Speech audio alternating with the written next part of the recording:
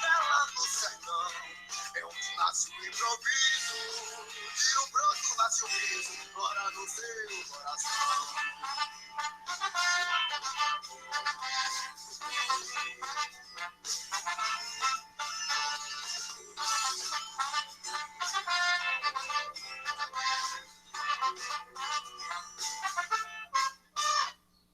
Dizem 14, 13, 12, 11, 10 e 9, só faz lama quando chove e chorriga branco. Pato preto é amor, digo que por prédio vivo, 876 432.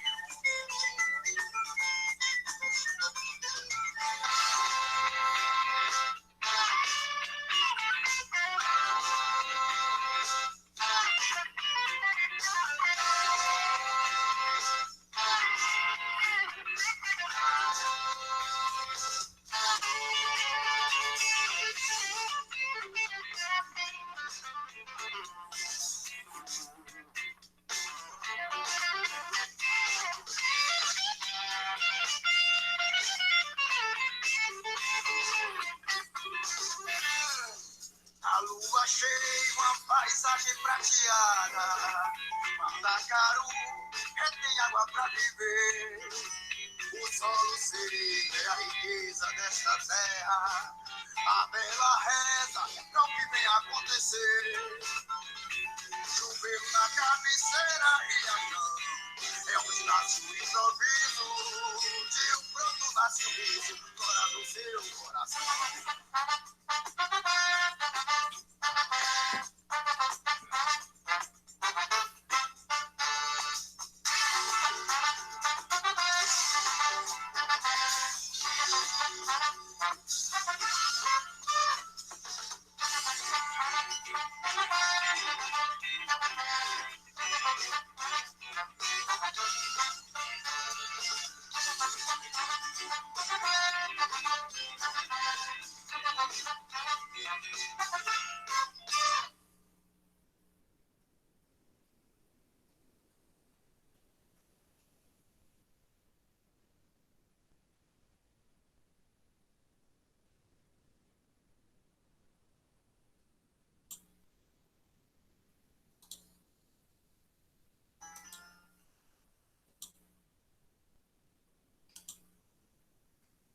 Bom dia, comunidade, tudo bem? Espero que sim. Começamos nossa aula de hoje com Café com Blues, Blues na Caatinga, no vocal, Diro Oliveira, um grande amigo, fomos colega há 30 anos atrás, na quinta, sexta e sétima série, no antigo colégio aqui de Vitória da Conquista, chamado Diocesano, que fica ali na Praça Sabarreto. E eu frequentei muito a casa dele, do pai dele, ali no Petrópolis, e é uma pessoa que eu tenho um carinho muito grande, e sempre que a gente se encontra, a gente mata essa saudade. Tomei muito café lá na casa dele. E a última vez que eu encontrei Diro foi justamente na formatura da nossa convidada de hoje, minha ex-aluna egressa, Lara Oliveira. Ela estava se formando, e eu tive a imensa alegria, satisfação de ser o paraninfo da turma. Lara é uma aluna que eu acompanhei durante um bom período na graduação, tanto no tocante a um intercâmbio que ela fez na Espanha. Teremos futuramente a publicação de um artigo em que ela vai trazer essa discussão do direito comparado entre Espanha e Brasil no tocante à moradia. Tive uma diminuta contribuição também no estágio que ela desenvolveu aqui. Ela vai falar um pouco mais, ela é internacional, e hoje ela está trabalhando no Ministério Público, fazendo aqui a pós-graduação também na UESB, e eu tenho uma plena convicção e uma alegria muito grande de saber que futuramente Lara será uma colega também na Universidade Estadual do Sudoeste da Bahia como professora. A grande alegria de um professor, quando ele vê seus egressos, justamente ter esse carinho pela docência, é justamente a possibilidade do retorno, e eu tenho a plena convicção. Então, eu fico muito honrado, muito feliz, muito grato de ter a oportunidade hoje de ter a Lara aqui com a gente para falar um pouquinho das experiências que ela tem. Ela realmente tem um conhecimento, um acúmulo muito grande, e eu espero que vocês possam desfrutar. Lara, é com você. Bom dia, pessoal. Bom dia, professor. Muito obrigada pelas palavras, sempre tão gentis, sempre tão generosas comigo. É um prazer estar aqui. Estou muito feliz. Fiquei muito feliz com o convite do senhor, porque o senhor foi parte fundamental da transformação que eu passei durante a minha graduação, né? Passar por sua disciplina não é só cursar uma disciplina, a gente não sai dela a mesma coisa. E eu não tive a oportunidade de ser sua aluna na disciplina de Direitos Humanos. Na época era ministrada por outra professora, mas fui sua aluna nas disciplinas de Direito Agrário e Urbanístico e na disciplina de... Foram duas disciplinas. Direito ambiental. Direito ambiental, claro. E na disciplina de Direito Agrário e Urbanístico foi quando eu pude fazer o meu intercâmbio e que eu realmente tive esse interesse pelo direito à cidade. Comecei a estudar com o senhor e hoje é uma das áreas que eu sou mais afeita a estudar, que eu gosto mais de estudar. E como o senhor falou, né, eu sou egressa da universidade, então para mim é uma honra estar voltando para esse espaço acadêmico nessa disciplina que foi a minha escolha de estudo acadêmico e profissional. Como o senhor também falou, eu trabalho no Ministério Público, hoje eu trabalho em uma promotoria criminal, mas a minha atuação e o meu estudo acadêmico, ele é sempre voltado para essa área de direitos humanos e direito constitucional e direito internacional e áreas relacionadas. Como é que surgiu isso, né? Foi ainda na graduação mesmo. Eu sempre tive interesse, quando eu decidi fazer direito, foi pensando nessa área, foi pensando na atuação dentro dos organismos internacionais. E não é a área mais comum, o nosso curso ele acaba sendo um curso técnico para a formação de advogados, e ainda bem que isso está mudando para formar uma consciência mais crítica, pessoas que pensem mais nesse aspecto em um panorama mais amplo. Então, é muito importante a gente estudar direitos humanos, é muito importante a gente entender o funcionamento dessas organizações, desses organismos, ver outras possibilidades de atuação para a gente mesmo enquanto jurista, porque é uma área muito interessante, é uma área muito interessante, é uma área que está em constante mudança, até pelo princípio da historicidade, né? Está em constante mudança e transformação, e que, enquanto cidadão, mas principalmente enquanto detentor de um certo conhecimento técnico, nós precisamos estar atentos e em observação constante de como está se dando esse cenário de atuação e de proteção dos direitos humanos. Então é isso, muito obrigada pelo convite. Eu ainda sou aluna da UESB, aluna da pós-graduação, e essa universidade é mesmo a minha alma mater. Então, para mim é sempre um prazer e um privilégio estar aqui. Bom dia novamente a todos.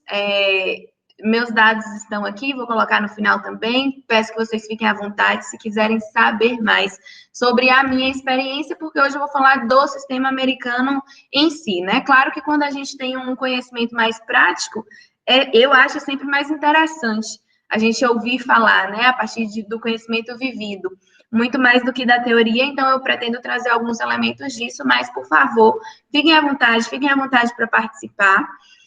Eu vou colocar a minha apresentação já, e eu vou ficar transitando pelas telas, porque eu, inclusive, tenho algumas referências que eu vou passar aqui, na forma de links, então, talvez eu não esteja aqui no momento, então, aqui nessa tela do Meet, então, se vocês quiserem falar comigo, podem ligar o microfone, tirar dúvidas ou fazer algum comentário. Tudo bem, professor? Tudo tranquilo, Lara. Pode seguir. Certinho, vou começar então. Antes eu gostaria de esclarecer que eu estou sozinha na minha casa, então se tocar uma campainha, se o cachorro latir, essas intercorrências elas podem acontecer aqui no home office, mas eu vou pedir licença para vocês para ajustar. Vou colocar aqui minha apresentação.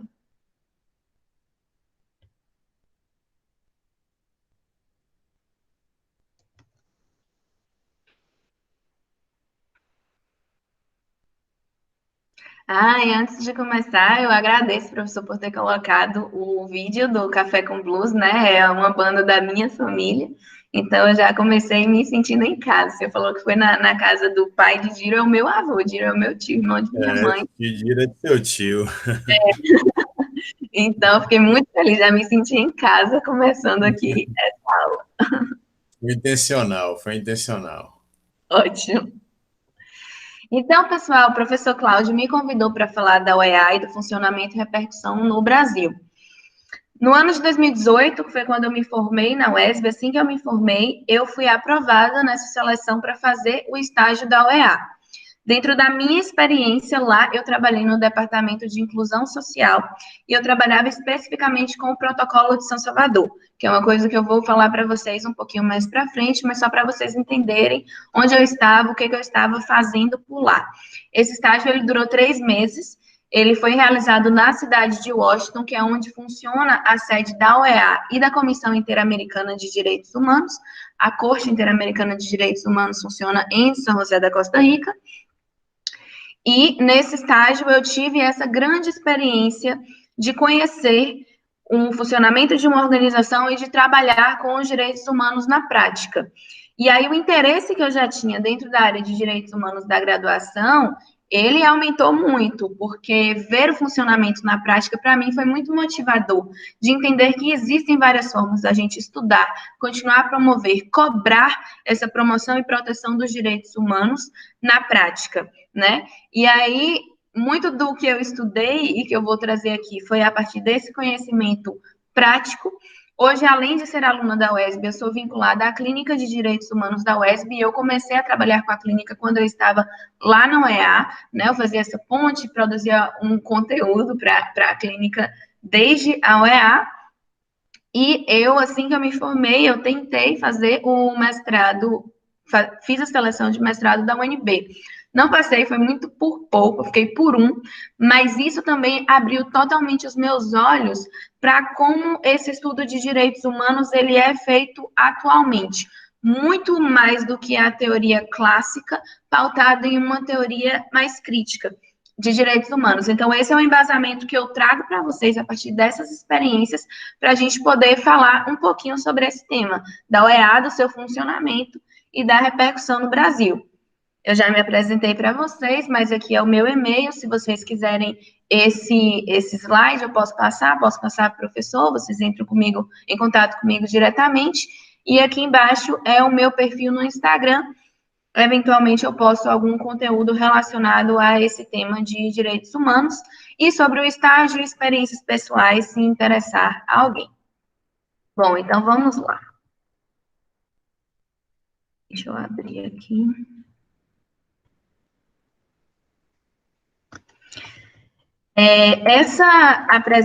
Esse início na necessidade da criação de um sistema internacional de proteção aos direitos humanos, eu acredito que nessa altura vocês já tenham um certo conhecimento e eu não vou me demorar tanto nisso, porque nós temos outras coisas mais específicas para falar.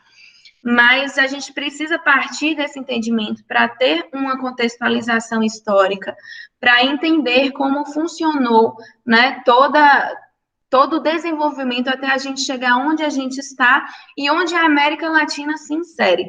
O professor Cláudio me convidou para falar da relação da UEA com o Brasil, e eu vou acabar falando mais da relação da UEA com o Brasil, mas a gente precisa entender nesse contexto mundial e nesse contexto de América Latina. Ela vai afunilando até a gente chegar na relação da UEA com o Brasil e entender como se dá esse funcionamento hoje. Como a gente sabe, a construção de uma normativa internacional que versa sobre os direitos humanos, ela é muito antiga, né? Data, assim, a primeira lembrança que a gente tem de uma normativa que remetesse aos direitos humanos vai desde a Magna Carta na Inglaterra, com os primeiros desenvolvimentos de um sistema penal que tivesse um tribunal do júri, que saísse dessa posição de acusação sem o direito à defesa, né? Então, desde essa primeira fase, a gente começou a ver alguns pontos de desenvolvimento de direitos humanos, mas tudo muito lento. Apesar de existirem esses avanços pontuais, foi a partir do fim das grandes guerras mundiais e com a revelação das grandes tragédias humanitárias que o processo de internacionalização dos direitos humanos ele foi alavancado e foi preciso tomar uma atitude, foi preciso parar para sentar, repensar, ver o que estava acontecendo, né? Caiu um véu de tragédias humanitárias e os grandes propósitos dessa reformulação dos direitos humanos foi de que essas coisas não aconteçam mais, de existir um órgão responsável para pautar essas questões, para tratar dessas questões, para que elas não acontecessem mais, mas especialmente para que as situações elas tivessem uma responsabilização. A responsabilização internacional foi o ponto mais importante nessa questão da construção da normativa de direitos humanos. Então, aqui, como a gente sabe, né, passando por todo aquele contexto de gerações de direitos humanos, primeiramente foram estabelecidos os direitos de prestação negativa, que reconhecessem direitos individuais e direitos políticos. Então, veio a Declaração dos Direitos do Homem e do Cidadão, que o homem apareceu pela primeira vez como um sujeito coletivo, né? Uma primeira aproximação do que seriam esses direitos universais, e foram consagrados alguns dos direitos fundamentais que a gente conhece hoje, no campo da igualdade, da liberdade, da segurança, mas isso tudo ainda era muito limitado, ainda era muito relacionado com o contexto dessa época, né? Era muito voltado para a questão das propriedades e desses direitos individuais. Depois disso, a gente tem aqui essas duas referências, né, a Constituição Mexicana e a Constituição de Weimar, que são marcos na questão dos direitos trabalhistas, dos direitos políticos, do começo da inserção nos ordenamentos jurídicos de direitos sociais e mais voltados para a educação, já passando para a segunda geração de direitos fundamentais, de direitos humanos, que são as prestações positivas do Estado. É o que o Estado precisa fazer para assegurar realmente uma maior igualdade, né, entre as pessoas que ali habitam. Mas foi a partir das grandes guerras que aconteceram as maiores revoluções no campo dos direitos humanos. Surgiu essa necessidade de uma positivação jurídica internacional e a criação de uma ordem jurídica global que impedisse tamanha violação da dignidade da pessoa humana, mas especialmente, como eu falei para vocês, que possibilitasse a responsabilização internacional. A partir disso, esses novos documentos, né, com o fim das guerras, eles surgiram como verdadeiros instrumentos para reduzir as desigualdades e promover os ideais de justiça e de paz entre os povos. E aí a gente tem aqui a Carta das Nações Unidas, 1945, a Declaração Universal dos Direitos Humanos, em 1948, e nós temos a Declaração Americana de Direitos e Deveres do Homem, que também foi em 1948, alguns meses antes, acredito que 6 meses antes, da Declaração Universal dos Direitos Humanos. E a Declaração Americana de Direitos e Deveres do Homem, ela já referenciava essa questão de que os direitos dos indivíduos, eles não são derivados dos seus estados nacionais, em que eles são cidadãos, eles não estão necessariamente vinculados à nacionalidade pura e simplesmente, mas os seus próprios atributos como pessoa humana. Essa é uma concepção da teoria mais clássica dos direitos humanos, com aqueles preceitos de indivisibilidade e universalidade que a gente conhece, né? Começaram a galgar nesse sentido, né, a definição de direitos humanos nesse sentido, com esses preceitos de indivisibilidade e de universalidade, em que para você ter acesso a tais direitos, bastava a condição humana. E aí, essa consagração dos direitos humanos nesses termos, ela não vai dispensar a primazia do Estado, ela não vai dispensar a necessidade de que o Estado seja o primeiro a tutelar em um ambiente interno essa promoção dos direitos humanos, mas deve haver um fomento necessariamente para que sejam fortalecidos tais direitos internacionalmente, à medida que essas circunstâncias elas se tornem mais propícias para o funcionamento tanto do direito interno e essa conversa com o direito internacional. E aí, no caso da Declaração Universal de Direitos Humanos, ela teve uma diferença em relação aos outros documentos de caráter internacional, né, que vieram antes, como a Declaração dos Direitos do Homem e do Cidadão, porque além dos direitos civis e políticos, ela nesse próprio documento já traz os aspectos de direitos econômicos, sociais e culturais. Na Declaração Universal de Direitos Humanos, os direitos civis e políticos, eles são estabelecidos nos artigos 4 até 21, e os direitos econômicos, sociais e culturais, os artigos 23 a 27.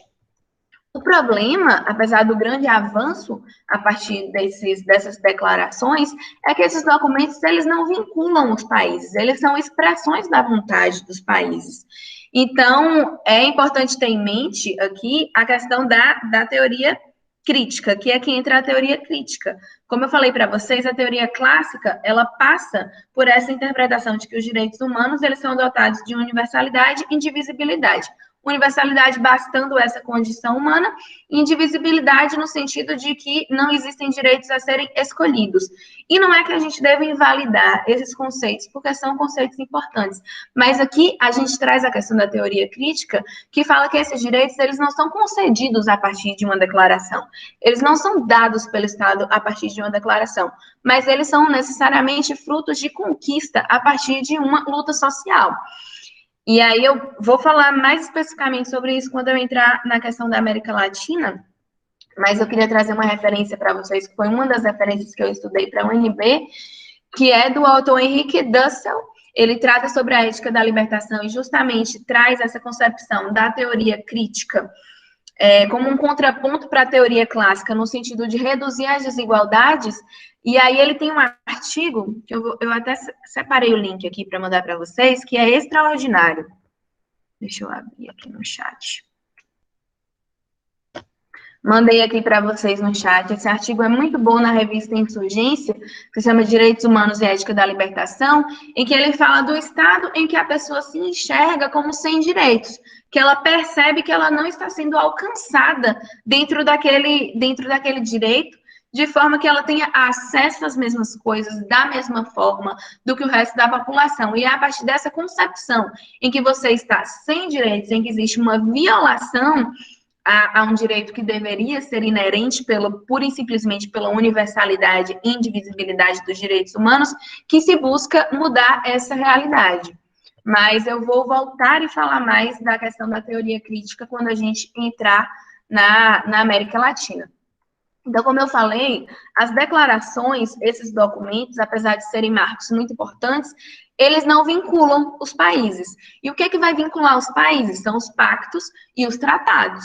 E aí o Sistema Internacional de Proteção aos Direitos Humanos, ele surge exatamente dessa necessidade de se pensar, de se criar e de se executar, de dar força de lei para esses pactos e resoluções com um caráter vinculativo.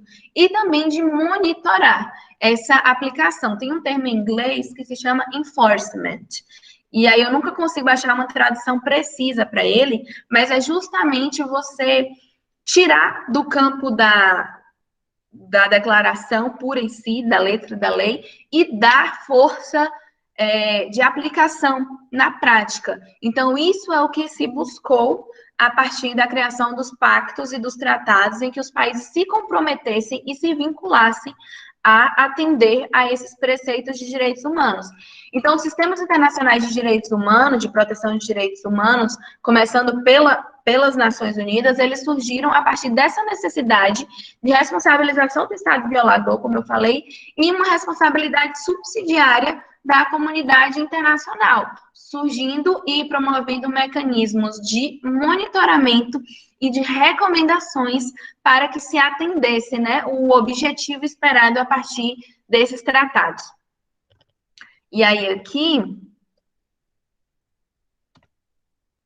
a gente já tem documentos que são mais recentes. A Declaração de Direitos Humanos de Viena, ela foi muito importante, já em 93, muito recente, ela foi muito importante para firmar o princípio jus cogens e os direitos humanos, eles serem norma imperativa para os outros estados, né? Existe sempre a discussão da questão da soberania dos estados e tal, e essa Declaração de Direitos Humanos de Viena, ela foi importante para firmar a questão da norma soberana de direitos humanos. E o Estatuto de Roma, em 98, mais recente ainda, foi o que marcou o surgimento do Tribunal Penal Internacional, com o fim do Tribunal de Exceção para julgamento desses crimes contra a humanidade, crimes de guerra, de genocídio e de agressão.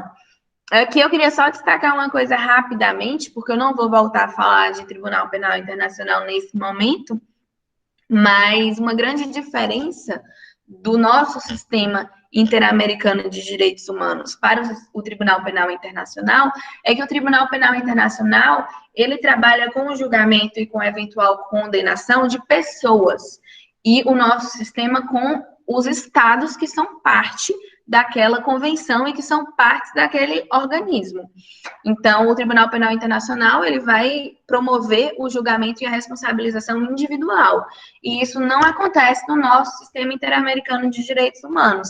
E aí a gente se lembra, né, que teve grande repercussão nesse ano, principalmente em razão da pandemia do coronavírus, das denúncias feitas quanto à conduta do presidente Jair Bolsonaro ao Tribunal Penal Internacional. Na verdade, o que foi feito foi uma espécie de queixa, o que seria uma queixa aqui no Brasil, para dar início a um processo. Então, foi exatamente isso que aconteceu no Tribunal Penal Internacional, e nesse caso seria uma responsabilização da pessoa do presidente se ele viesse a ser condenado.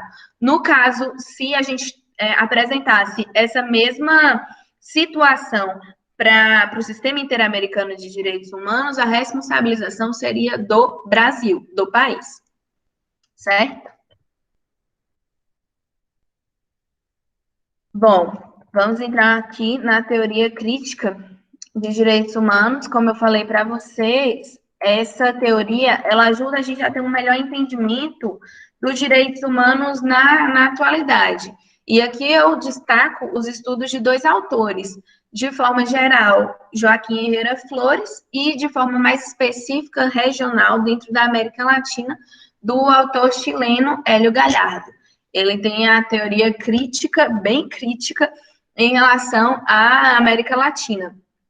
O Joaquim Herrera Flores, ele traz essa concepção de que a visão da universalidade e da indivisibilidade, ela é muito reducionista, e ela acaba prejudicando a efetiva compreensão dos direitos humanos, porque ela não se debruça sobre o que esse direito deve garantir, sobre ou mesmo do que está em falta para que esse direito ele seja efetivo, sobre as condições necessárias para exigir esses direitos, e sobre o papel das lutas sociais na sua concepção e consolidação, que para ele é o ponto mais importante, né, o que Joaquim Herrera Flores traz.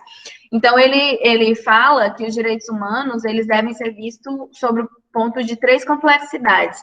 A complexidade filosófica, que é justamente sobre esse contexto em que ele está inserido.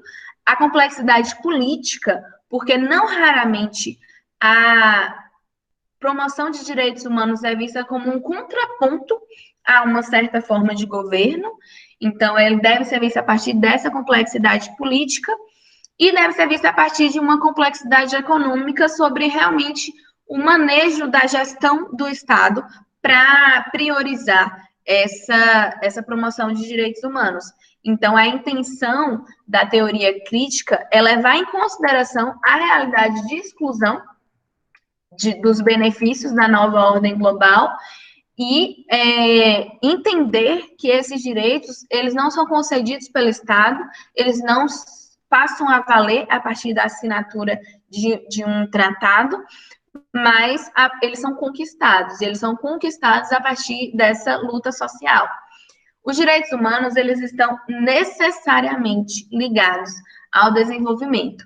E ao desenvolvimento quer dizer tanto o desenvolvimento da cidade, como o desenvolvimento das pessoas, quanto o desenvolvimento do acesso à justiça, quanto o desenvolvimento do acesso das pessoas mesmo a esse direito. Então, necessariamente, não dá para a gente desassociar direitos humanos de economia, nem economia de direitos humanos, porque está muito vinculado ao desenvolvimento, está muito vinculado à cultura, está muito vinculado à sustentabilidade, está muito vinculado ao meio ambiente. E aí, aqui falando da minha experiência pessoal, eu trabalhei no Protocolo de São Salvador, na OEA, enquanto eu estagiei lá, e eu trabalhava no monitoramento dos relatórios. Mais para frente eu posso até explicar melhor sobre isso. O Protocolo de São Salvador, ele é um protocolo adicional ao Pacto São José da Costa Rica, e ele trata mais ainda das questões sociais, econômicas e culturais. E aí a gente tinha que monitorar 714 indicadores de todos os países que assinaram e ratificaram o protocolo, né?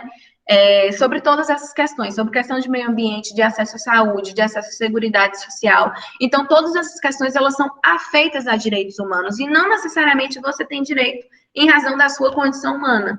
Você precisa ir atrás, porque é a partir de uma luta e a partir dessa condição de sem direitos que eu falei para vocês, que é trazida por Henrique Dussel, que você se percebe na falta daquilo, busca aquilo, e os direitos humanos se tratam, então, de uma conquista a partir dessas lutas sociais. Deixa eu ver aqui no slide. Aqui. Não basta reconhecer a indivisibilidade e a universalidade, os direitos humanos, eles aparecem como produto de lutas pela conquista de tais direitos necessariamente. E aí, os autores de indicação que eu trouxe para vocês foi Joaquim Herrera Flores e Hélio Galhardo. Galhardo, ele trabalha sobre todo o contexto de exploração, sobre todo o contexto de múltiplas violências da América Latina. Tem um termo que é trazido por Flávia Piovesan. Flávia Piovesan é uma autora muito conhecida da área de direitos humanos e ela é comissionada do Brasil na OEA. O texto dela também eu indico porque é um texto de leitura muito fácil, muito tranquila. E eu tive a oportunidade de conhecê-la enquanto eu estava na OEA, ela estava trabalhando no período de sessões.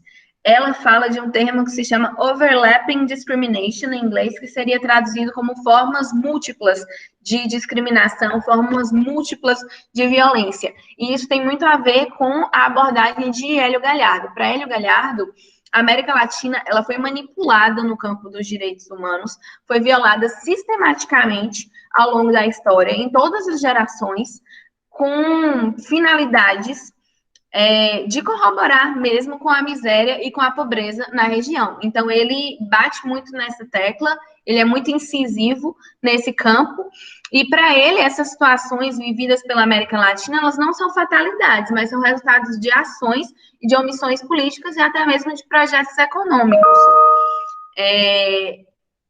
Para Hélio Galhardo, essa situação aumenta a distância entre a situação de privilégios de parte da população e de carência de outra parte da população. Então, esse é o ponto principal dele.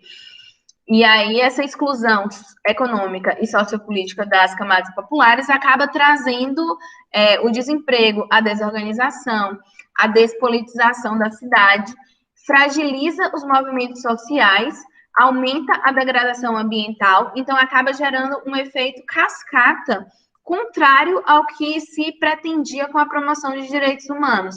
Então, o ponto crítico da teoria dele é que a promoção de direitos humanos, ela só se mantém por um esforço político permanente. E ele traz mesmo assim um direcionamento de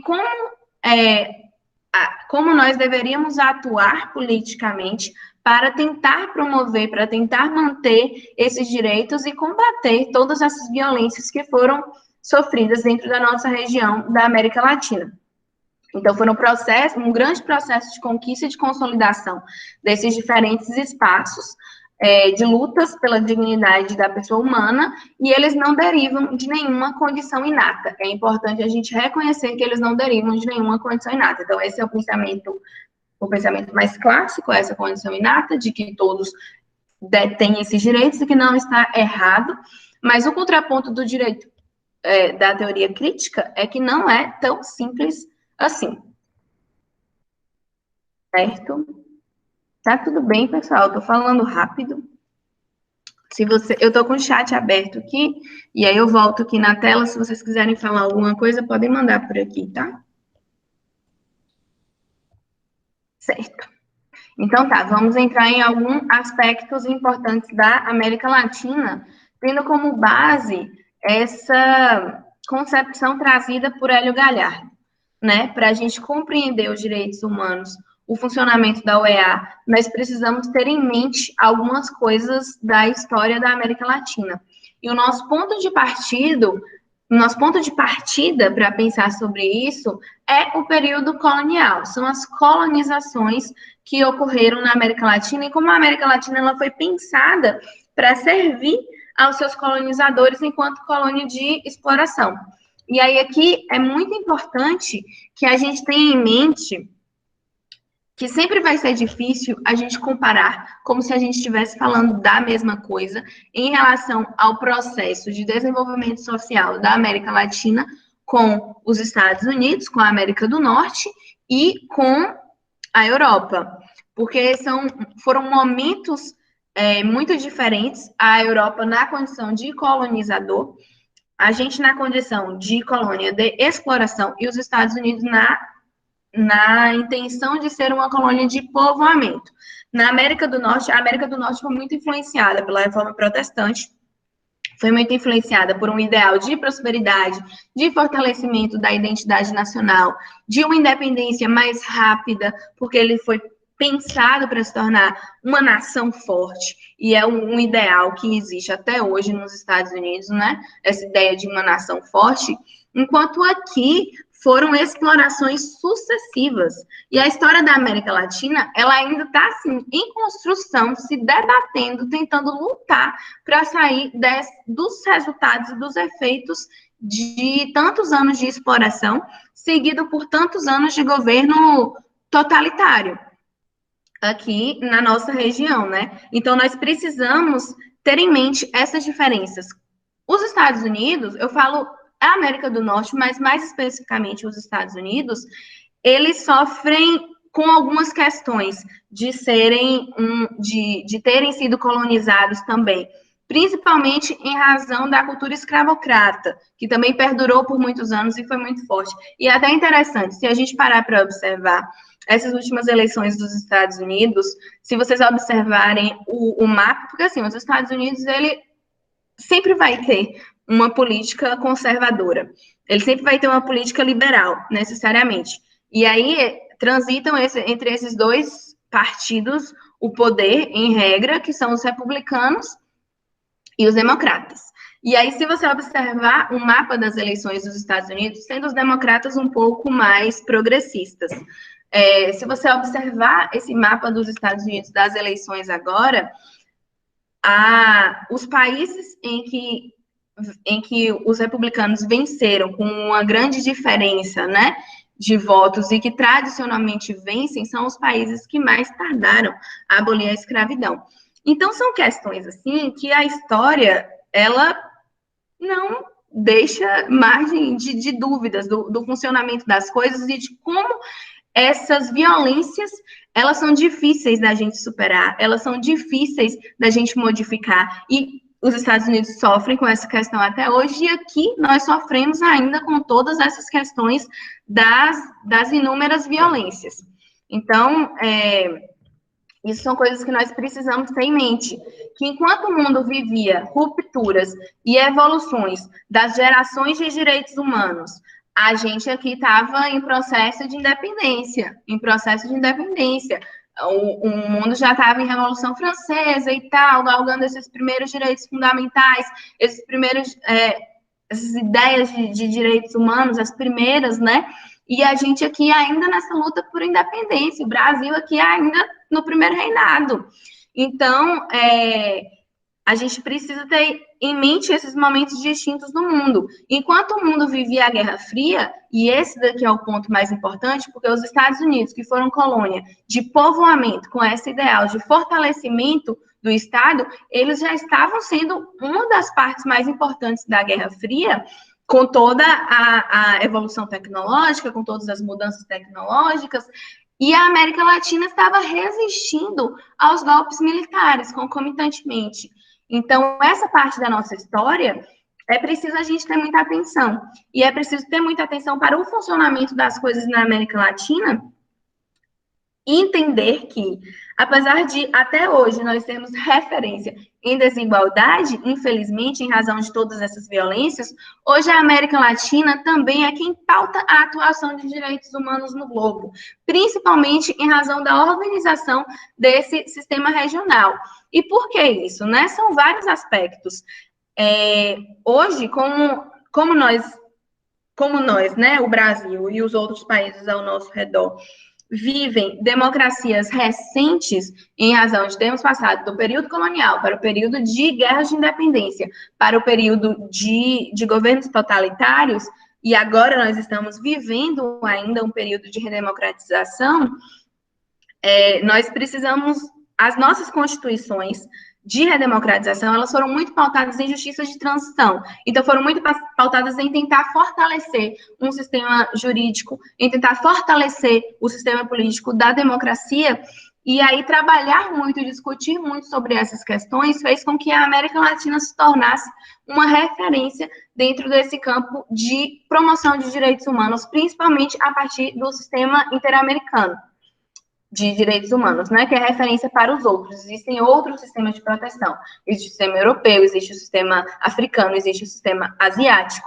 mas o sistema interamericano de direitos humanos, ele está um pouco mais à frente nessa organização e nos debates. E aí tem até essa frase aqui, desse autor chileno, Alejandro Alvarez, que fala que há no continente americano questões sui generis a partir das quais é oferecido ao direito internacional um tipo de contribuição distinta e peculiar, justamente em razão das violências sucessivas sofridas aqui na nossa região. Então, durante esse período de transição e redemocratização, que ainda se entende que não superamos totalmente, prevalece um sentimento de insegurança. Necessariamente, na transição, nos primeiros anos de transição, e durante os próprios regimes totalitários, prevalecia essa insegurança em razão da tortura, em razão da violência, da cassação de direitos políticos, da censura. Então, tudo isso, todas essas outras violências que aconteceram no nosso caminho, elas pautaram e marcaram muito a nossa história. Por um lado, é essencialmente muito ruim, porque nós vivemos os efeitos disso, nós vivemos os efeitos dessa desigualdade, nós vivemos os efeitos dessas violências necessariamente até os dias de hoje, mas, por outro lado, o nosso sistema americano, ele teve que se fortalecer na força bruta mesmo para tratar dessas questões. E aí, aqui no Brasil, um caso muito emblemático, que eu vou trazer para vocês mais na frente, é o caso da guerrilha do Araguaia durante a ditadura militar, que é o caso que prende a nossa justiça de transição. Antes de entrar aqui na justiça de transição, esse slide aqui tem só o que eu já estava falando mesmo, né, o que aconteceu durante o período colonial, por termos sido colônia de exploração, a intenção exclusiva de enriquecer os colonizadores, os períodos de independências, seguidos por governos totalitários e ditaduras, a dificuldade desses regimes de transição e da redemocratização, e o período de insegurança jurídica. E aí eu vou falar agora da questão da justiça de transição. A justiça de transição é entendida como esse conjunto de mecanismos políticos e jurídicos no cenário de mudança política, no caso dos governos totalitários para a democracia, que possuem como finalidade enfrentar essas violações de direitos humanos que foram perpetradas durante os períodos de exceção. E aí, esses são os estágios da justiça de transição brasileira. E por que a nossa situação da guerrilha do Araguaia, que é o caso Gomes Lund, ele nos prende nessa justiça de transição? A doutrina, os estudiosos da área de direitos humanos, eles falam que nós não completamos esse período da transição, nós ainda estamos nesses estágios da justiça de transição brasileira, porque o que o Brasil tem feito, em todas as recomendações da Corte, é a reparação. Reparação, assim, indenização, porque no caso da guerrilha do Araguaia, 70 pessoas foram desaparecidas, né? Elas sumiram. E as famílias ainda não têm a localização dessas pessoas. Essas pessoas nunca foram encontradas. Essas pessoas não foram, inclusive, dadas como mortas. Elas são pessoas desaparecidas até o dia de hoje. Então, existe a reparação pela indenização, mas as famílias não tiveram um desfecho para essa história, né? Até os dias atuais. E aí compromete as outras etapas, os outros estágios da justiça de transição. Busca pela verdade e construção da memória fica impossibilitada. A reforma das instituições do Estado é uma coisa que o Brasil tem extrema resistência. Nesse caso Gomes Lund, o Brasil é extremamente resistente. E aí, tanto o STF, nas oportunidades que teve de se pronunciar sobre o caso, demonstra grande resistência, nesse caso, né? Então, fica impossibilitada também a reforma das instituições do Estado, como a Corte estabeleceu para o Brasil. De igual forma, o restabelecimento da igualdade da justiça, porque é um caso em aberto até o dia de hoje. Então, esse processo da justiça de transição no Brasil, ele não foi concluído, especialmente quanto à dimensão da justiça, afetando todos os outros, mas eu vou falar melhor sobre o caso Gomes Lund um pouquinho mais na frente. Então, a América Latina, ela desponta com esse protagonismo na área de direitos humanos. Deixa eu ver o slide aqui. Na área de direitos humanos, nós enfrentamos democracias muito recentes. Aqui no Brasil são 35 anos, desde a redemocratização, nos outros países também são muito recentes, e a América Latina constantemente precisou buscar ferramentas para efetivar essa democracia recente, essa democracia às vezes tão frágil, nos países que compõem, né, a região. Então, a América Latina, a América Latina procura constantemente por formas de fazer valer a aplicação legal, de fortalecer o sistema de justiça, lidando com um altíssimo grau de descumprimento de sentenças, inclusive vindo do sistema de proteção dos direitos humanos. Ai, gente, desculpa. Efeitos do home office. Tranquila. Essa é Maju, gente, minha cachorrinha. Enfim, retomando. A América Latina, ela precisou promover e efetivar os direitos humanos a partir desse fortalecimento das instituições e do sistema de justiça, buscando uma transparência do poder judiciário, né, para conseguir efetivar esse processo. E aí, pronto, isso aqui eu já falei, e aí é histórico, se trata de uma questão histórica e, consequentemente, fruto de uma memória social, essa busca da América Latina por remédios contra frequentes violações de direitos humanos, especialmente em relação aos grupos e às populações mais vulneráveis. E aí, aqui eu trouxe um trecho da obra Fundamentos e Efetividade de Direitos Humanos na América Latina, de Getúlio Raimundo de Lima, e ele fala o seguinte: nesse continente, os direitos humanos são construídos nas lutas por terra e moradia, obviamente, diante da grande desigualdade de renda, desigualdade de terras, proveniente lá dos efeitos da colonização, contra os endividamentos e empobrecimentos por cidadania efetiva, contra o genocídio e terror de Estado, pelo reconhecimento da diversidade humana das mulheres, jovens e idosos, por uma espiritualidade sem ídolos, por reconhecimento e acompanhamento cultural, contra o racismo e o etnocídio, contra o menosprezo cultural e pelas instituições que potencia. Vou colocar aqui a referência para vocês. Depois, eu posso montar umas referências das coisas que eu estou falando, porque eu acredito que alguém possa se interessar, né? De dar uma lida melhor sobre o tema. É muito interessante, tem muitas coisas para se discutir. E aí, aqui, a gente entrando na Organização dos Estados Americanos, a gente falou da necessidade da criação de um sistema de proteção para os direitos humanos a nível global, e a gente falou da situação histórica e do contexto histórico da América Latina que deve ser levado em consideração.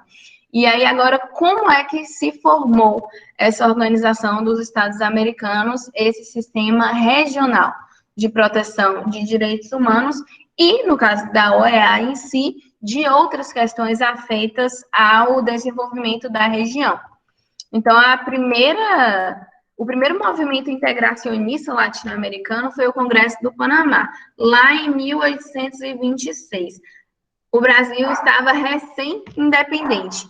Esse Congresso do Panamá, ele foi organizado por Simão Bolívar, que foi o revolucionário das independências de boa parte da América Latina, inclusive o salão principal da OEA, ele leva esse nome, Simão Bolívar, ele é uma referência, né, para a América Latina. Esse foi o primeiro movimento integracionista organizado por Simão Bolívar, que estava trabalhando nas independências da Gran Colômbia, chamada Gran Colômbia, que eram os países compreendidos por Colômbia, Venezuela, Equador e Panamá. Ele estava trabalhando nessa questão das independências e voltado para um fortalecimento da região. Então, esse evento ele foi impulsionado por líderes desses movimentos. Participaram 4 países, só que no caso a Gran Colômbia compreendia Colômbia, Venezuela, Equador, Panamá, México, Peru e a República Centro-Americana, que compreendia os países da Guatemala, El Salvador, Honduras, Nicarágua e Costa Rica. Então, é importante para a gente ver que as fronteiras da América Latina, elas estavam sequer definidas nesse tempo, né? Foi um período ainda de grandes transformações. Vou colocar aqui no chat mais um link de um artigo que fala sobre essa primeira integração latino-americana. E aí, nesse evento, eles firmaram esse tratado de união, liga e confederação perpétua, voltado para esse fortalecimento mesmo da região, mas ele não entrou em vigor porque ele não foi ratificado. E aí, depois, a partir de 1889, aí aqui o Brasil já era recém-república, aconteceu a Conferência Internacional Americana na cidade de Washington, e o objetivo, o objetivo era propor um plano de arbitragem para as controvérsias, para os conflitos da região, que não se utilizasse do recurso de guerra. Então, a ideia era fortalecer o diálogo e a arbitragem nesse sentido, questões relativas ao comércio, ao intercâmbio comercial e às relações comerciais recíprocas, elas foram adotadas nesse período, né, buscando um benefício para todos, assegurando mais mercados para os produtos desses países. Então, essa foi uma outra reunião dos Estados americanos, ainda sem um nome formal, mas a partir de 1889, começaram a acontecer reuniões periódicas para que se criasse um sistema de normas e instituições muito voltados para essa questão da arbitragem, do intercâmbio comercial e da comunicação entre os países de fortalecimento da região. Essa iniciativa ela partiu dos Estados Unidos e 18 estados americanos participaram dessa primeira conferência. Depois disso, várias reuniões começaram a acontecer de forma intervalada e elas levaram o nome de Conferências Internacional Americana. Primeira, segunda, terceira, quarta, quinta Conferência Internacional Americana. Eles buscavam formalizar um tratado que versasse sobre a arbitragem dos países da região sem utilizar do recurso de guerra, estabeleceram disposições comuns para tratar de questões como a extradição, e estabeleceram as bases do sistema interamericano com fortalecimento desses vínculos, pautados em uma cooperação entre os países, entre a promoção da paz e da segurança regional, e fortalecendo instituições especializadas. E aí, aqui, como eu falei, né, as conferências aconteciam, primeira conferência, segunda conferência, essas foram algumas das conferências que foram importantes. A Conferência Internacional Americana, a quinta, em Santiago, no Chile, adotou o tratado para evitar ou prevenir conflito entre os Estados americanos, o Tratado de Bundra. A sétima Conferência Internacional em Montevidéu adotou a Convenção sobre os Direitos e Deveres dos Estados, reafirmando que os Estados eles são iguais, a igualdade dos Estados, a capacidade igual para exercer esses direitos iguais, mas reafirmando o princípio de que nenhum Estado deve intervir, né? Proibição de intervenção, que é um princípio utilizado até hoje, inclusive um princípio muito forte na OEA, em assuntos internos ou externos do outro país. Além disso, em 1945 foi realizada a Conferência Interamericana sobre Problemas da Guerra e da Paz para adequação das atividades a serem realizadas pelos Estados americanos com as Nações Unidas, né, nesse ano de 1945, foi o ano da criação da ONU, ela estava sendo estabelecida. Em 1947, aconteceu aqui no Rio de Janeiro a Conferência Interamericana para a Manutenção da Paz e Segurança no Continente, que adotou o Tratado Interamericano de Assistência Recíproca, e esse tratado era interessante, porque foi logo após o fim da Segunda Guerra Mundial, durante a Guerra Fria, buscando assegurar a autodefesa coletiva no caso de um ataque estrangeiro a um país da região. Então, decidir as ações conjuntas, decidir como se daria esse apoio no caso de um conflito entre os estados parte do tratado. E aí, durante esse período, algumas instituições elas foram criadas durante todo esse período, né? Desde as primeiras lá, quase da época de Simão Bolívar, algumas instituições elas foram estabelecidas para facilitar a cooperação dos estados em áreas e em temas específicos. Aí aqui eu trouxe alguns para vocês. A Organização Pan-Americana de Saúde, a Comissão Jurídica Interamericana, o Instituto Interamericano da Criança e a Comissão Interamericana de Mulheres, que existem até hoje dentro da OEA, né? Alguns desses aqui, o Instituto Pan-Americano de Geografia e História também existe até hoje. Algumas dessas instituições que são mais antigas do que a própria OEA, elas foram inseridas dentro do funcionamento da OEA depois, né? Em uma perspectiva mais formal e mais unificada dessa atuação. E aí, na 9ª Conferência Internacional Americana, que aconteceu em Bogotá, no ano de 1948, foi adotada a nossa Carta da Organização dos Estados Americanos e surgiu a Organização dos Estados Americanos. Nessa época, 21 países, 21 estados participaram e, na mesma oportunidade, assinaram e adotaram tanto a Carta da OEA quanto o Tratado Americano sobre Soluções Pacíficas, que é conhecido como Pacto de Bogotá, e a Declaração Americana dos Direitos e Deveres do Homem. Como eu falei para vocês, que foi aquela que surgiu, inclusive, antes da Declaração Universal de Direitos Humanos. A Declaração Americana dos Direitos e Deveres do Homem, acho que eu até coloquei aqui. A Declaração Americana dos Direitos e Deveres do Homem, adotada meses antes da Declaração Universal, sublinhava o compromisso da região com a proteção internacional dos direitos humanos e preparou o caminho para a Convenção Americana de Direitos Humanos, que é o Pacto São José da Costa Rica, adotado em 1969 e que entrou em vigor no ano de 1978. Então, aqui a gente verifica que a Carta da Organização dos Estados Americanos ele foi um longo processo de negociação entre os países. E é interessante porque ela foi pensada mesmo e foi estabelecida como um organismo regional dentro das Nações Unidas.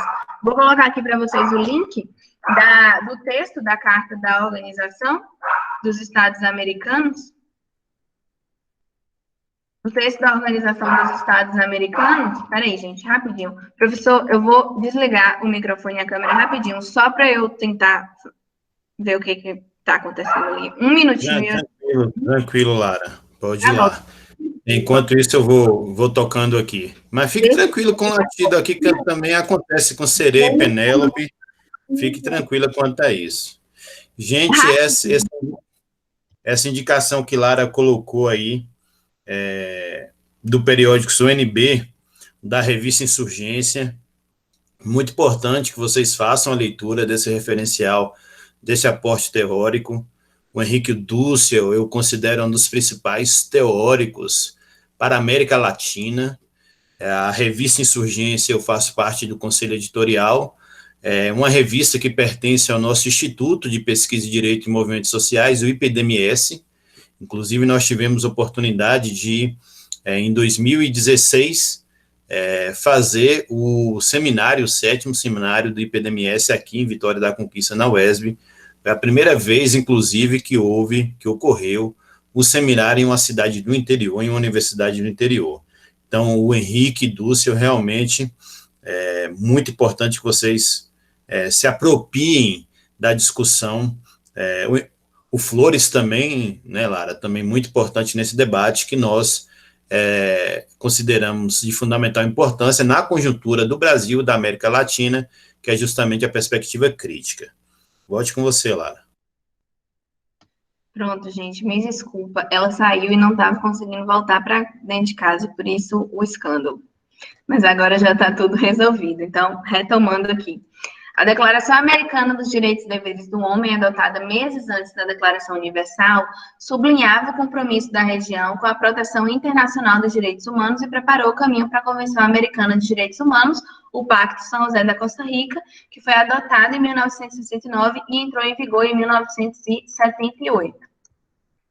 E aí eu coloquei para vocês o link agora no chat, porque se vocês olharem, no primeiro artigo fala que a OEA ela é um organismo regional dentro das Nações Unidas, o que não significa uma vinculação às Nações Unidas, mas que justamente as reuniões foram feitas a partir do desenvolvimento das Nações Unidas de adequação, né, de um organismo regional que pudesse atuar em um campo mais específico, mas tendo como pauta a organização pensada para as Nações Unidas.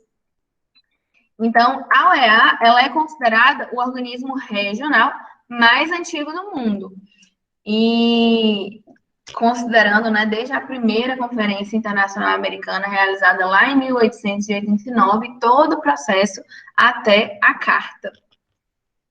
E aí a Carta ela foi emendada por esses protocolos que vocês estão vendo aí na tela, Protocolo de Buenos Aires, em 1967, Protocolo de Cartagena das Índias, em 1985, Protocolo de Manágua e Protocolo de Washington. Essas foram as emendas. Atualmente, a OEA possui 35 estados independentes das Américas, participantes, né, da organização, e é o principal fórum governamental político, jurídico e social do hemisfério. Além disso, a organização concedeu o Estatuto de Observador Permanente a 69 estados e à União Europeia.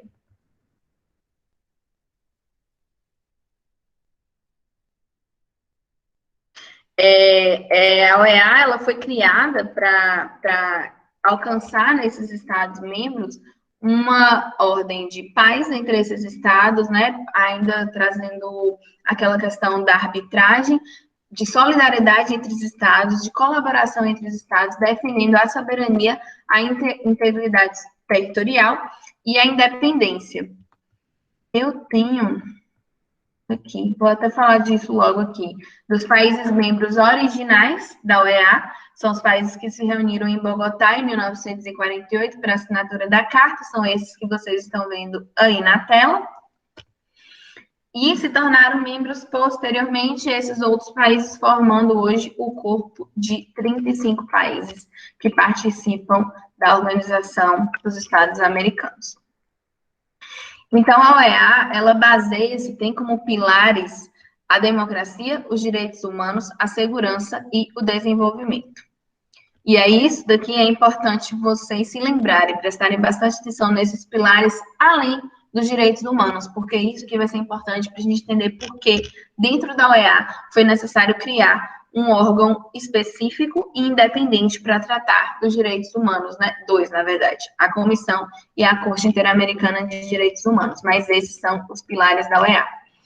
Propósitos da OEA: paz e segurança continental, promover e consolidar a democracia representativa, respeitando o princípio da não intervenção, como eu falei para vocês, ao antigo, lá de uma das primeiras conferências interamericanas, mas até hoje muito importante dentro da OEA, prevenir as possíveis causas de dificuldades e assegurar a solução pacífica das controvérsias que surjam entre os seus membros, organizar ação solidária em caso de agressão, procurar solução dos problemas políticos, jurídicos e econômicos que surgirem entre os Estados-membros, promover, por meio da ação cooperativa, o seu desenvolvimento social, econômico e cultural, erradicar a pobreza crítica, que constitui um obstáculo ao pleno desenvolvimento democrático dos povos do hemisfério, e alcançar uma efetiva limitação de armamentos convencionais que permitam dedicar maior soma de recursos ao desenvolvimento econômico e social dos Estados-membros. Os princípios são muitos. Isso tudo vocês encontram muito fácil no site da OEA em português, tá? A OEA, ela possui 4 idiomas principais. Por ordem de uso, peraí, gente, rapidinho. Agora é gato. Por ordem de uso, o espanhol é o mais utilizado, obviamente, é o idioma de trabalho principal da OEA, em razão do maior número de hispanohablantes que compõem a região, né? Os estados são em maioria hispanohablantes. Em segundo lugar, inglês. Em terceiro, português. E em quarto, francês. Mas todos esses idiomas, eles são idiomas oficiais da OEA. Você, inclusive, vou falar um pouquinho mais na frente, pode peticionar em qualquer um desses idiomas, mas o idioma de trabalho utilizado na Organização dos Estados Americanos é o espanhol. E aí, os princípios são muitos, como eu falei, está no site da OEA, tem em português, vocês podem dar uma olhada. mas eu vou falar aqui por cima o que é mais importante dentro desses princípios. A norma de conduta utilizada pelos Estados vai ser o direito internacional. A ordem internacional, essencialmente, é constituída pelo respeito à personalidade, soberania e independência dos Estados e cumprimento das obrigações emanadas dos tratados e fontes do direito internacional. As relações dos Estados devem ser regidas pela boa-fé. Todo Estado tem o direito de escolher o seu sistema político, econômico e social, organizar da maneira que mais lhe convenha e tem o dever de não intervir nos assuntos de outro Estado. Sujeitos ao acima disposto, os Estados americanos cooperarão amplamente entre si, independente da natureza de seus sistemas políticos, econômicos e sociais. Isso daqui é interessante, porque, como eu falei para vocês, um dos pilares da OEA é a democracia. E a OEA, ela necessariamente só trabalha com regimes democráticos. Para você ser ativo dentro da OEA, você precisa estar em um regime democrático, porque a OEA trabalha nesse fortalecimento da democracia, o que não acontece com a ONU. A ONU não tem essa exigência, é uma diferença entre esses dois sistemas. Também é princípio da OEA a eliminação da pobreza crítica e consolidação da democracia representativa. Os Estados americanos condenam guerra de agressão. A agressão a um Estado americano constitui uma agressão a todos os demais Estados americanos. As controvérsias de caráter internacional deverão ser resolvidas por meio de processos pacíficos. A justiça e segurança social são bases de uma paz duradoura.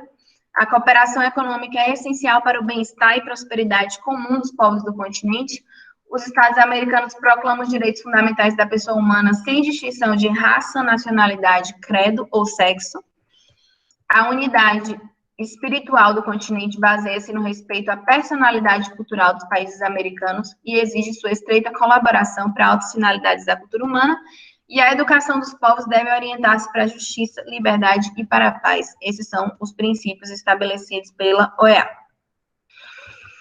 E aí, partindo daqueles pilares que eu falei para vocês, dos 4, a OEA, ela possui uma estratégia quádrupla para implementar esses objetivos essenciais. E esses 4 pilares, democracia, direitos humanos, segurança e desenvolvimento, eles devem se apoiar mutuamente e estarem transversalmente interligados, por meio de uma estrutura de atuação pautada em diálogo político, inclusividade, cooperação, instrumentos jurídicos e mecanismos de acompanhamento. E aí, essas ferramentas fornecem ao OEA a possibilidade de realizar o seu trabalho no hemisfério, maximizando os resultados. E aí, dentro de cada um desses, democracia, direitos humanos, segurança e desenvolvimento, existe um departamento, uma comissão, uma secretaria, um setor responsável. Na verdade, secretarias responsáveis e essa secretaria é subdividida em outros setores. Em relação à democracia, a Secretaria de Fortalecimento da Democracia, composta pelos departamentos de cooperação e observação eleitoral. Vocês devem se lembrar que no ano de 2018, enquanto eu estava lá na OEA, foi justamente no período que eu estava lá, a OEA veio para o Brasil pela primeira vez para poder acompanhar, né, pelo Departamento de Cooperação e Observação Eleitoral, as eleições para presidente e veio agora novamente para acompanhar as eleições municipais.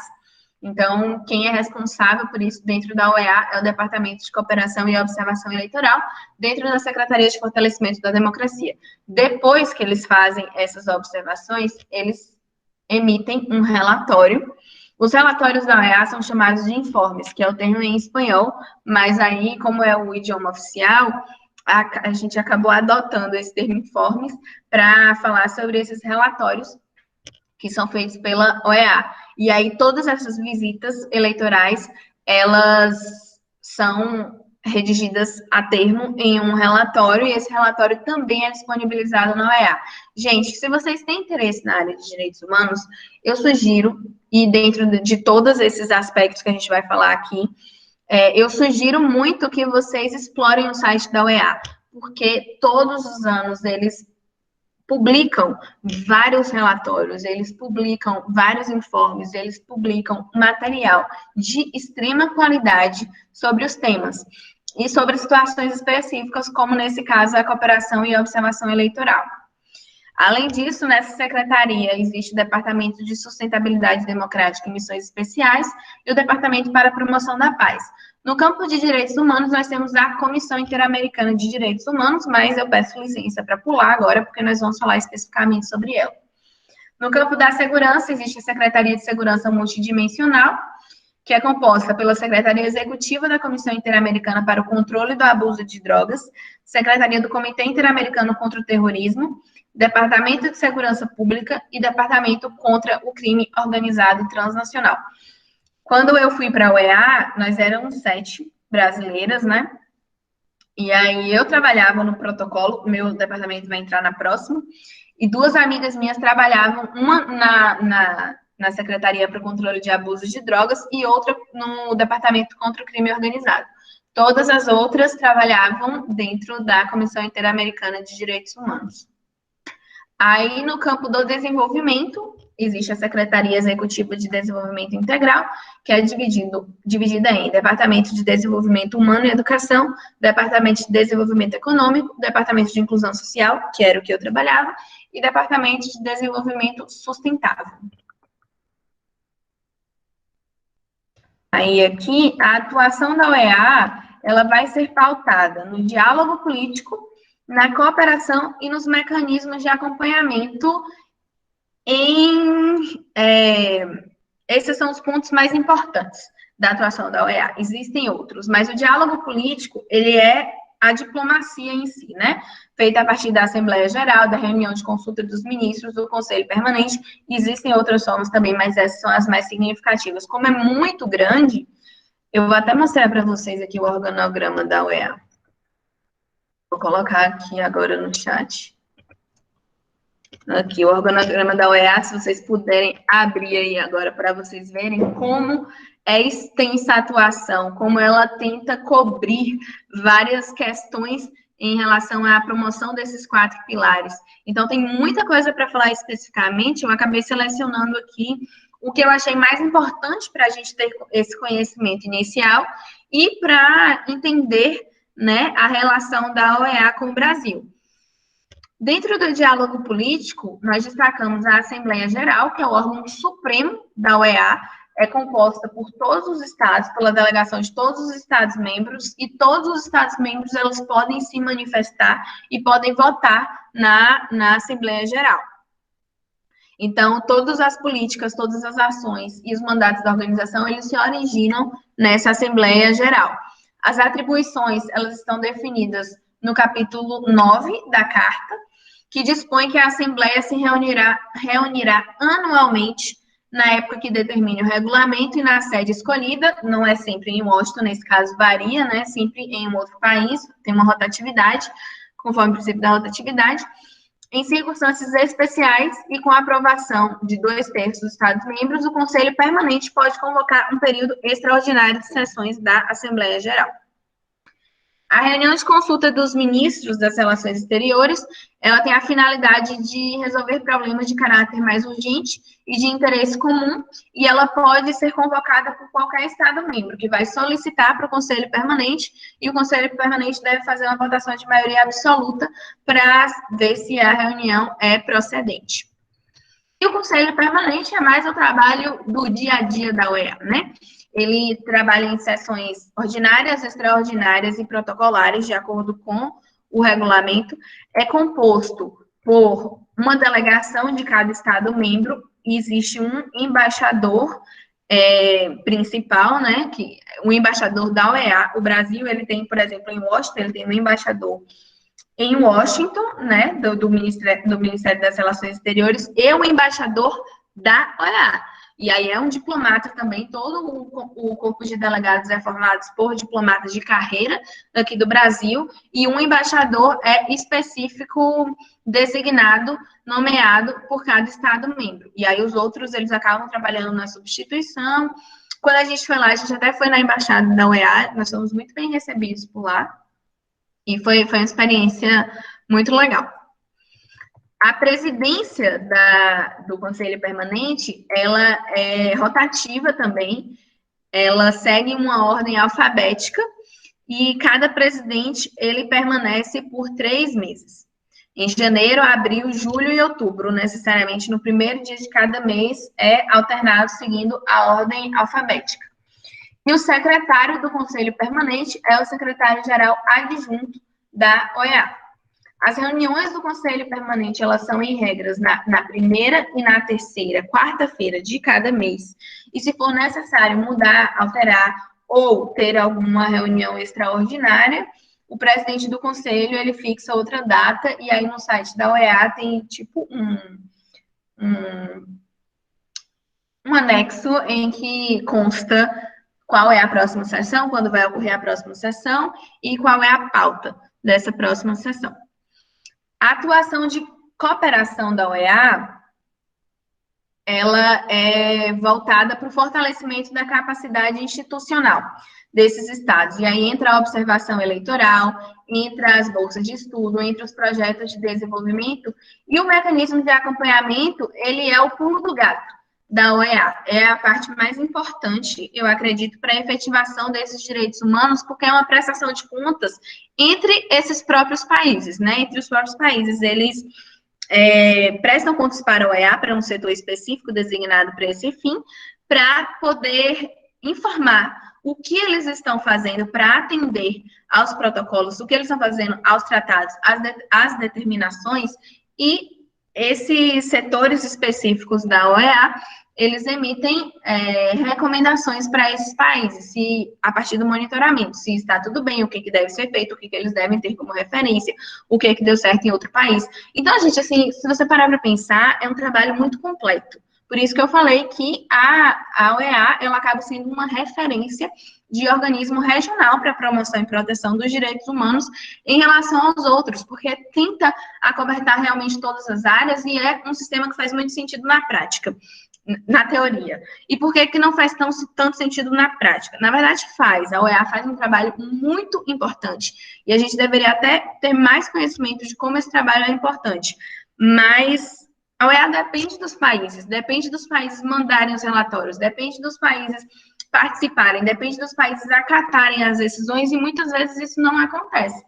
Por exemplo, eu trabalhava no protocolo de São Salvador, né, falei para vocês, e todos os países deveriam ter enviado, o protocolo já tem mais de 30 anos, e todos os países deveriam ter enviado 2 relatórios sobre esses indicadores. O Brasil nunca enviou nenhum nesse tempo inteiro. Então, como avaliar, né? Como avaliar se o país, ele se submete àquilo, ele concorda com aquilo, mas ele não participa efetivamente. Então, esse é o problema prático.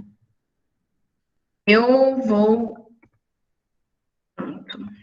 Como o tempo está apertado, eu vou falar aqui agora os pontos mais importantes mesmo, e aí depois eu disponibilizo o meu material e fico à disposição também para outras dúvidas, agora em relação ao Sistema Interamericano de Direitos Humanos.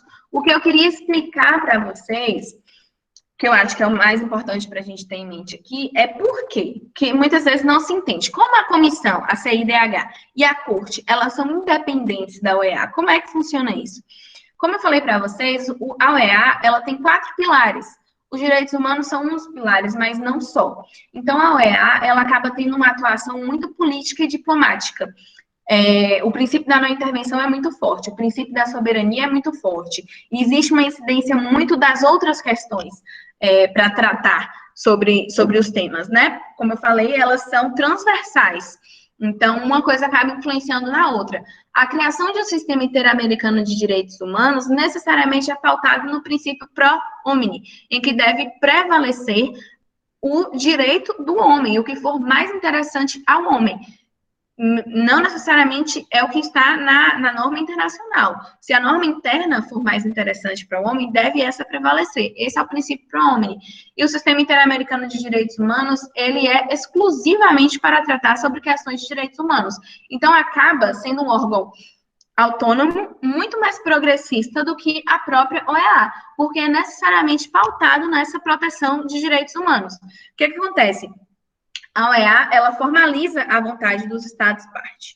E aí, dentro da atuação do Sistema Interamericano de Direitos Humanos, que é composto pela Comissão e pela Corte, a Comissão ela vai conhecer dos assuntos em um âmbito prático, em um âmbito específico, e direcionado, e a corte ela vai exercer uma função contenciosa, consultiva e de medidas protetivas, medidas cautelares também, da concessão desse tipo de medida. Então, a OEA, ela é política e diplomática, ela tem os direitos humanos como pilar, mas não só. E aí, por conta disso, é muito importante que a gente tenha um sistema interamericano de direitos humanos pautado no princípio pro homine e que tenha isso como pauta principal. Eu vou falar sobre a Comissão Interamericana de Direitos Humanos. Os pilares é o sistema de petição individual, o que é diferente da corte, por exemplo. Na comissão, você pode peticionar individualmente, você não precisa nem de advogado, você pode mandar um e-mail, você pode mandar um fax, você pode fazer escrever uma carta, mandar por correio normal. Eu lembro que no primeiro dia da OEA, eu passei nesse setor, eu nem fiquei nesse depois, né, porque esse é da comissão e eu não trabalhei na comissão, mas que era todas as denúncias recebidas à mão estavam lá nesse setor. Então, pessoas que escreviam cartas para a Comissão Interamericana de Direitos Humanos relatando a violação de um direito. Então, tudo isso, ele é aceito e você pode peticionar individualmente. O carro-chefe da Comissão Interamericana de Direitos Humanos é o monitoramento e as recomendações, como eu falei para vocês. O grande diferencial da OEA, você acompanhar o desenvolvimento desse país em relação à aplicação dos direitos humanos, a promoção dos direitos humanos no âmbito interno, tendo como referência a comissão, as determinações da comissão, e fazer essas recomendações do que está dando certo, do que está dando errado, do que se pode melhorar. É um trabalho muito interessante. E a comissão, ela possui linhas temáticas prioritárias dentro do campo das violações, né? Dentro do campo das vulnerabilidades. Então, a atenção é maior para populações, para comunidades e para grupos históricos submetidos a violências e discriminações. Outro ponto importante da Comissão Interamericana de Direitos Humanos é a realização de visitas em loco. Quem faz as visitas é a comissão, como fez aqui no Brasil algumas vezes, e como existem relatórios hoje já sobre essas visitas. Em 2018, eles também vieram aqui, eles fizeram uma visita à penitenciária de Pedrinhas, no Maranhão, onde ocorrem imensas violações de direitos humanos, e a outros lugares também. Então, essa é uma atuação da comissão que é interessante da gente destacar. As petições feitas para a Comissão Interamericana sobre a violação do Estado, ela vai abordar tanto a ação de um Estado que viola direitos humanos, a aquiescência, que é a concordância tácita sobre uma situação que viola os direitos humanos, e a omissão do Estado em direitos humanos. E aí, esses aqui são alguns requisitos para essas petições. O Estado, ele deve ser um Estado membro da OEA, para a comissão trabalhar. O caso, ele deve ter necessariamente esgotado os recursos internos no país para a promoção dos direitos humanos. A denúncia, ela tem esse prazo de 6 meses, desde a data da notificação da decisão judicial definitiva, e a comissão não exige a representação de um advogado na apresentação e tramitação, como eu falei para vocês. Os procedimentos são gratuitos e pode ser apresentado em qualquer um dos 4 idiomas oficiais da OEA, mas o mais recomendado é que seja feito no seu idioma ou no idioma do Estado violador em questão. Vou mandar aqui para vocês, ó, esse link que eu vou mandar agora é o link das visitas em loco, dos informes, dos relatórios feitos a partir das visitas em loco, que é muito interessante para dar uma olhada. E aqui o link que eu vou mandar agora também é muito interessante, muito completo, sobre como peticionar na comissão. Ele está em português. Está em português. Como peticionar tem todas as informações e tem um resumo maravilhoso do funcionamento da comissão, do funcionamento da corte, dessas coisas que eu estou falando aqui para vocês agora. E aí, bom, essas são as denúncias, né? Se vocês derem uma olhada nesse arquivo, vocês vão ver como é que é feito esse processo. Passada a fase de denúncia, eles entram em uma fase de admissibilidade, em que a comissão ela vai comunicar ao peticionário que a petição foi recebida na comissão e que eles deram início ao processo e vai entrar em contato com o Estado violador para pedir algumas informações e ver se a petição é admissível na comissão ou não. Passando dessa fase, existe primeiro a tentativa de soluções amistosas entre o Estado e entre a pessoa ou grupo que teve um direito violado, existe essa possibilidade de soluções amistosas, existe a possibilidade de peticionar por medidas cautelares, da mesma forma que você peticiona a denúncia em uma situação de risco de urgência, você peticiona a medida cautelar, é praticamente o mesmo processo, tem nesse mesmo documento que eu enviei para vocês. Existindo o caso, a comissão ela vai redigir um relatório sobre tudo o que foi feito no Estado, como chegou no país, se passou por todos esses processos, da denúncia, da admissibilidade, os requisitos, e no final desse relatório, ele vai tecer as recomendações. E aqui eu vou mandar para vocês o relatório do caso Maria da Penha. Deixa eu pegar aqui. Eu ia falar especificamente sobre esse caso, sobre o caso Gomes Lund, mas eu acredito que não vai dar tempo. Então, eu vou mandar o relatório para vocês, e eu recomendo demais, gente, que vocês leiam para entender como é que a comissão faz isso e para entender mais sobre esse caso, Maria da Penha, porque a gente conhece dos efeitos dele, mas é preciso ter conhecimento de como se deu esse caso e de como foi a atuação da Comissão Interamericana nesse caso. Eu acabei de mandar o link aí para vocês. Então, vocês vão ver que tem um relatório que passa sobre tudo isso que eu falei, da denúncia, da admissibilidade e as recomendações feitas para o país.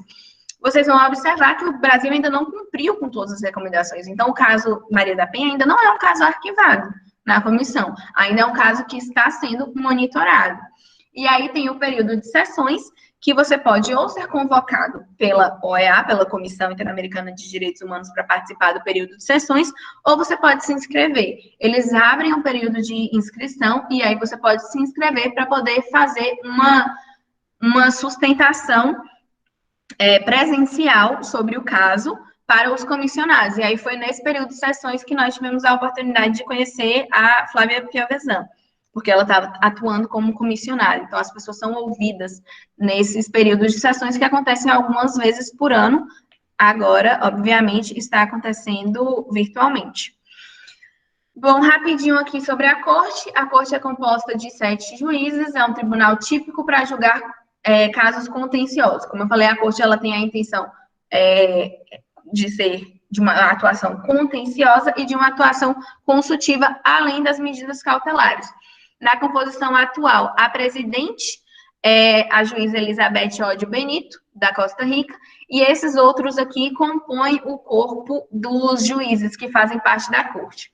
A Corte é composta de 20 países. Lembrem-se, a OEA tem 35, então nem todos os países que são parte da OEA se submetem à jurisdição da Corte. Inclusive, não se submetem à jurisdição da Corte Venezuela, Estados Unidos e Canadá. Bom, a escolha dos juízes é feita da seguinte forma. O secretário-geral da OEA, ele vai solicitar aos Estados-partes da convenção, né, que participam da OEA, que apresentem uma lista com os 3 nomes, até 3 nomes de candidatos para juízes e juízes. Os candidatos, eles não precisam ser necessariamente do seu país. Se você apresentar 3, pelo menos um tem que ser de uma nacionalidade diferente da sua.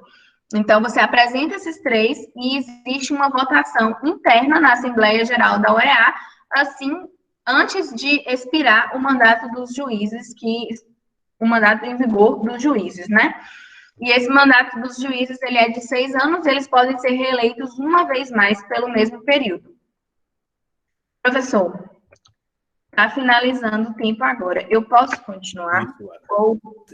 Vamos, mais 10 minutinhos, porque eu tenho aula 9h20, aí é o tempo que a gente começa outra aula de Direito Civil. Eu vou pedir a colaboração dos alunos e alunas para mais 10 minutinhos para a Lara, para ela fechar essa importante contribuição dela ao debate.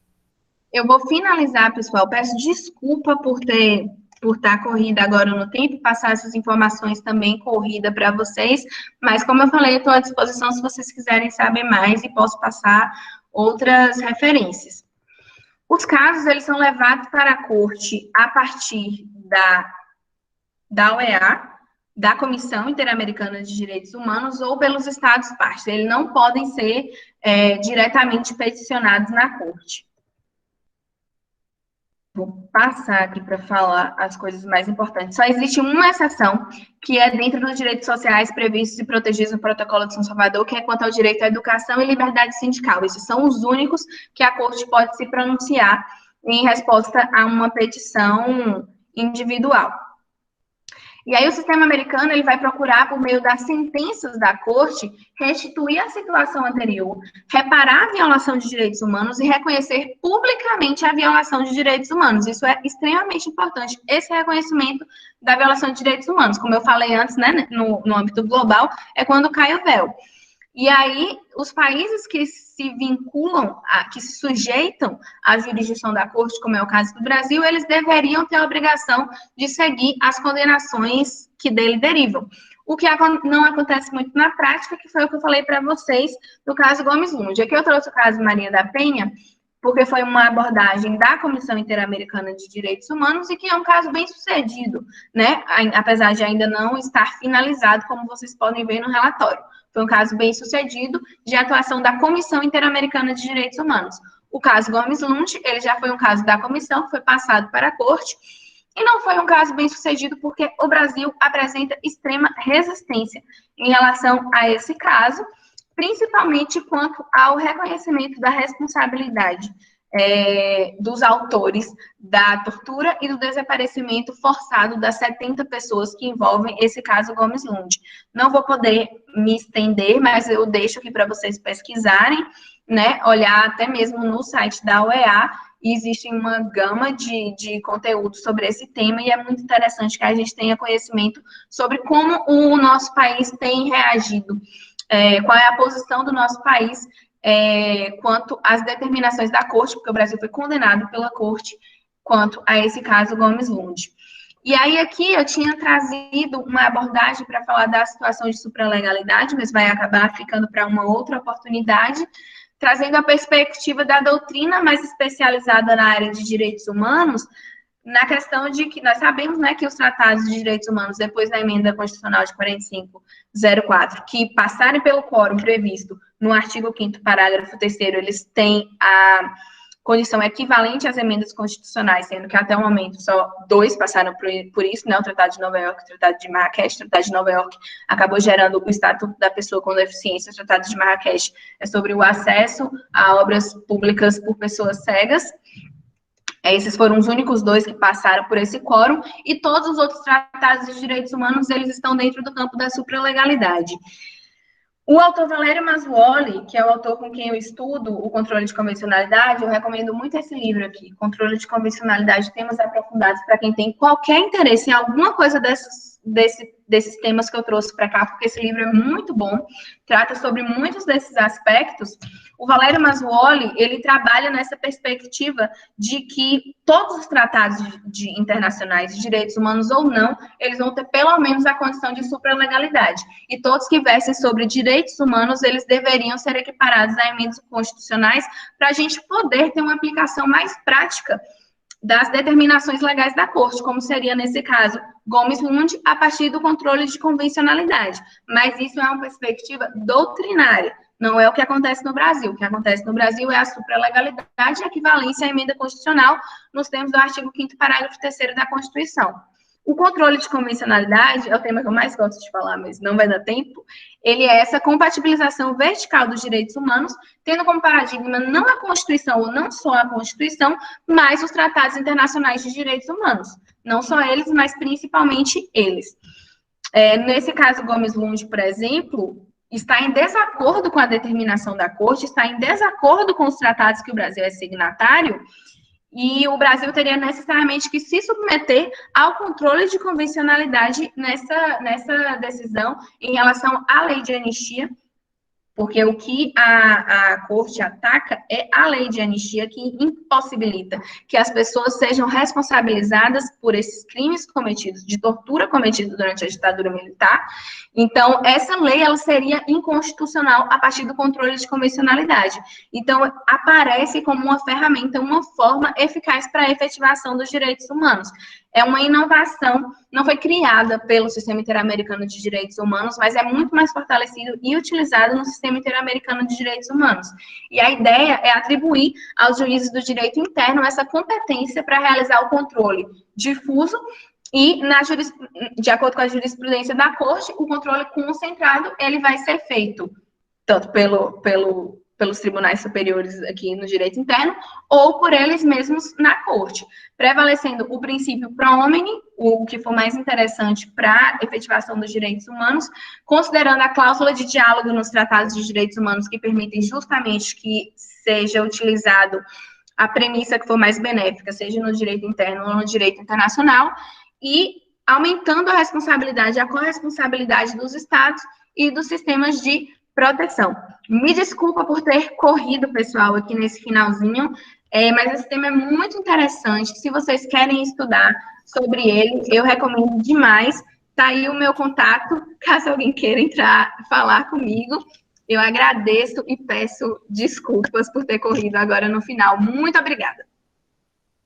Que isso, Lara. A gente que agradece a você a oportunidade de você compartilhar todo esse acúmulo teórico, intelectual e de situação prática. Isso é muito importante. Esse material, gente, Lara já enviou para o meu e-mail, eu vou postar também lá no ambiente virtual. A aula também, possivelmente hoje, a gente já coloca lá no Classroom. Anotem, nós não teremos tempo agora de fazer perguntas à Lara, mas anote aí o contato dela, ela também está aí nas redes sociais, no Instagram, e eu acho que é muito importante que vocês possam compartilhar dessa experiência dela, tanto na OEA como também o intercâmbio que ela fez lá em Oviedo, na Espanha, quando ela estava na graduação. Lara, muito, mas muito obrigado mesmo, foi uma felicidade imensa ter você aqui nessa manhã, fiquei extremamente feliz de vê-la novamente e muito feliz de identificar, claro, não é nenhuma surpresa, eu acompanhei sua trajetória intelectual, mas, mais uma vez, identificar esse amadurecimento, essa capacidade crítica, reflexiva que você colocou para a gente aqui na apresentação. Muito obrigado mesmo, um grande abraço para você. Muito obrigada, professor, obrigada, pessoal, bom dia. Gente, vamos terminar hoje, então até a próxima, um abraço, tchau, tchau.